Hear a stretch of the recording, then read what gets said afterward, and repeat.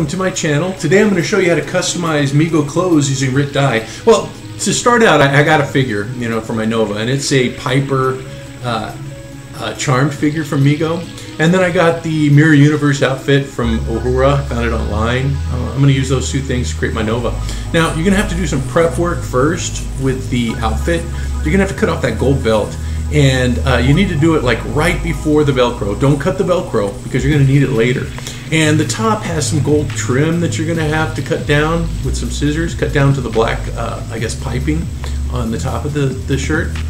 And the materials we're going to use are Rit dye, but it's a special type of Rit dye. It's called Dye More, and it's for synthetic fabrics. I think most of the Mego stuff is synthetic, so it's important that you use that.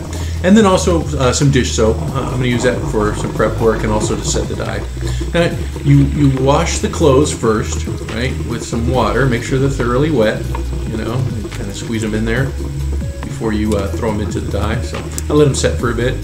And then I started prepping my my dye. You're going to need about a cup of water, right? You're going to pour that in, and you're also going to need a little bit of soap, about a teaspoon. Now the instructions say that you add a little bit more, but for the amounts that I'm using, that's more than enough right there.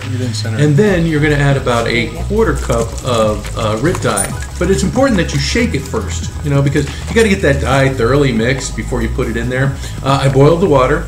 Now, when you boil the water, you're going to have to take it off the heat so that it's just simmering, because when you add the dye, it's going to require that the temperature be about 200 degrees, which means kind of simmering.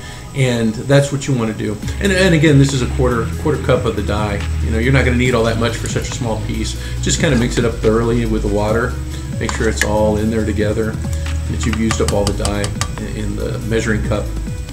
So again, you just let it simmer. Remember, you don't want it to boil, right? And you're going to drop the pieces in. They're still wet, right? And I'm going to make sure that they're totally submerged so that the color is as even as possible. And you're going to have to go back every once in a while, a few minutes, and make sure that you stir it. The whole process is going to take about 30 minutes. So make sure that you're continually stirring the pot and making sure that it's not boiling. Once it's done, you can let it sit for a while. I let it sit for about an hour, and then I pulled out the clothes and I put them into some clean, warm water, right? You got to make sure that the water's warm so that it doesn't shock the fabric.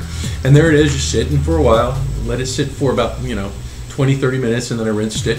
And there's the final product, right?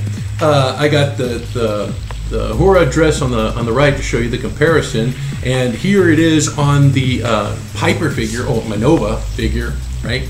She's sitting on that rock. You can tell it came out really well. It looks good. I put a rubber band around it to kind of give it some wrinkles, right? I kind of like squished it up, and I put a rubber band around it so it's kind of like wrinkly, right? You want it to look kind of like distressed. I was thinking maybe I might paint it, but I'm not sure yet. And there she is with Taylor. And I also have a picture of her on a horse with Taylor, right? I really like the way this looked, and I like the way it came out. She's the perfect accessory for my clean-shaven Taylor that I painted last week.